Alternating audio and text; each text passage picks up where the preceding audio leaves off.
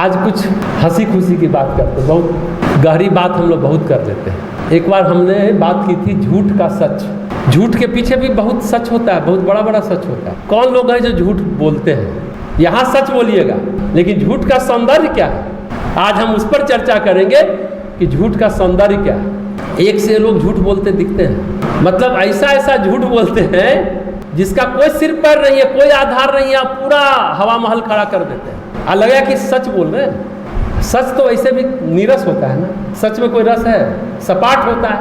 नहीं, एकदम सपाट होता है, कोई उसमें मोर होता नहीं, सपाट होता है, नीरस होता है, रस ही नहीं होता। लेकिन झूठ में मधुरता होती है, एक सौंदर्य होता है, एक आकर्षण होता है, एक क्रिएटिविटी होती है। झूठ का हवा महल खड़ा कर रहे हैं तो कुछ क्रिएटिव होंगे ना आप, कुछ क्रिएट करेंगे। यही फर्क है झूठ और सच में। झूठ नीरस होता है, बड़ा नीरस होता है, सपाट होता है, चुभने वाला होता है। सच तो चुभता है ना, लेकिन झूठ में एक माधुर्य है, मधुरता है, सौंदर्य है, आकर्षण है, सृजनात्मकता है, क्रिएटिविटी है। और एक बात जानिए, झूठ पर सहज विश्वास कर लेते हैं लोग। नहीं, सच पर है, तुम ठीक बोल रहे हो, सही है, लेकिन झूठ तो फिर दोबारा क्वेश्चन नहीं होता, हाँ ठीक बोल रहा है।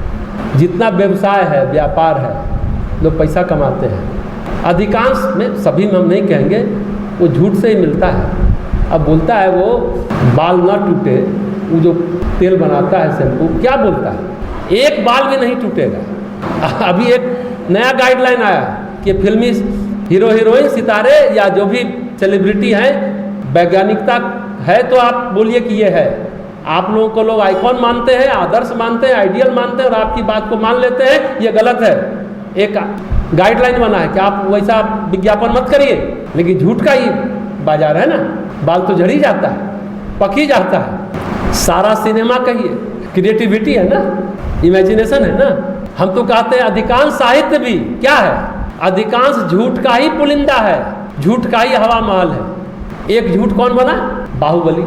एक झूठ बनाने में, बाहुबली बनाने में 100-200 करोड़ लग जाता है भाई फिल्म में। देखिए क्या झूठ का आकर्षण है, झूठ का सौंदर्य हम बता रहे हैं। क्या इससे आप इनकार करते हैं कि हम गलत बोल रहे हैं?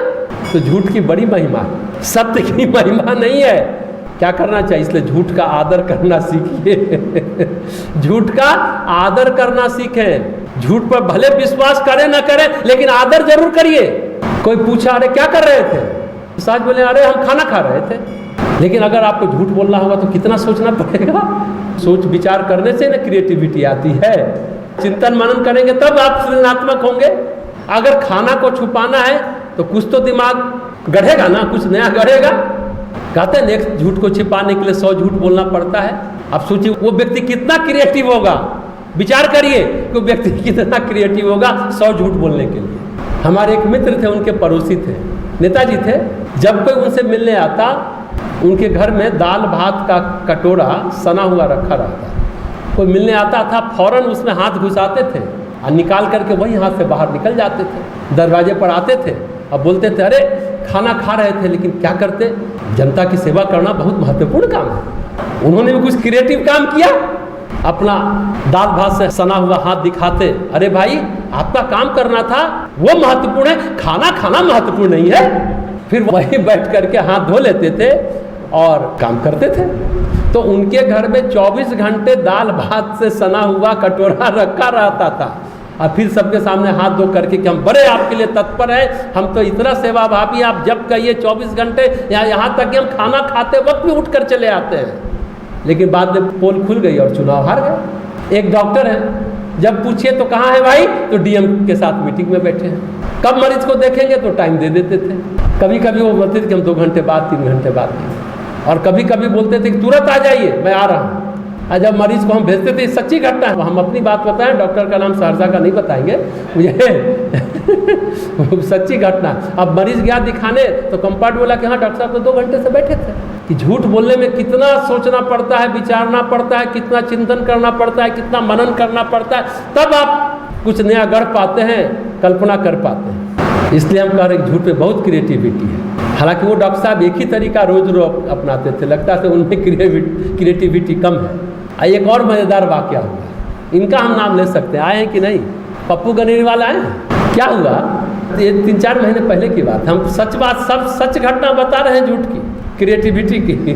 क्या हुआ कि उनकी पत्नी बीमार पड़ गई, हमसे मिलने आई, लेकिन हम फिर बाहर चले गए।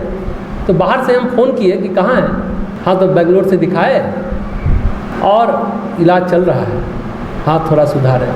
फिर बोल रहे नहीं सुधार है। फिर हम सहरसा आ गए, तो हम पूछे कोई काम था हमको, तो बोले कहाँ हैं आप, तो आप बाहर हैं, तो कैसे आप वो काम कर पाएंगे।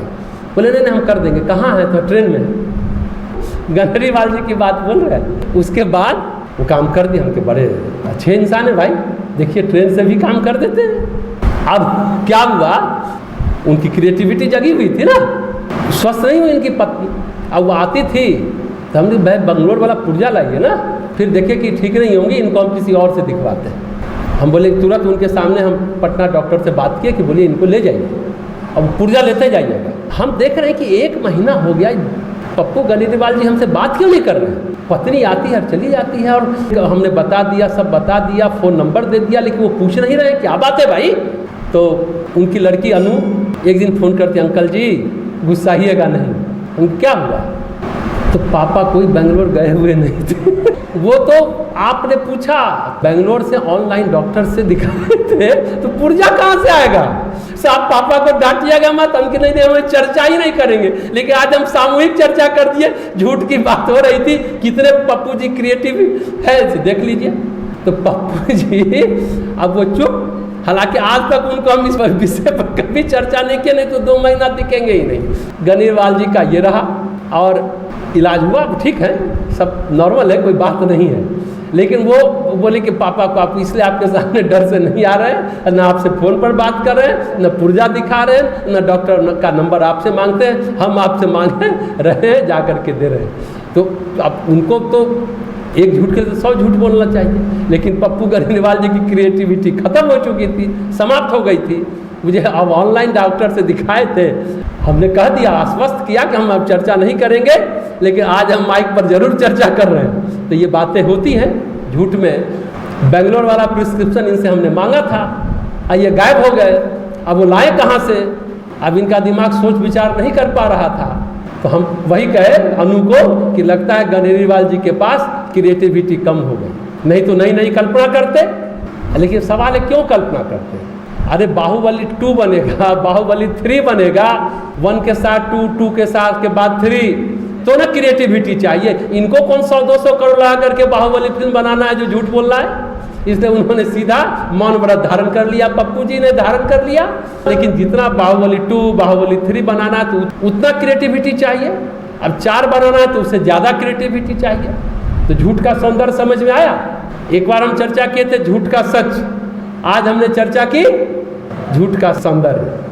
कभी कभी झूठ बोलने में मज़ा आता है।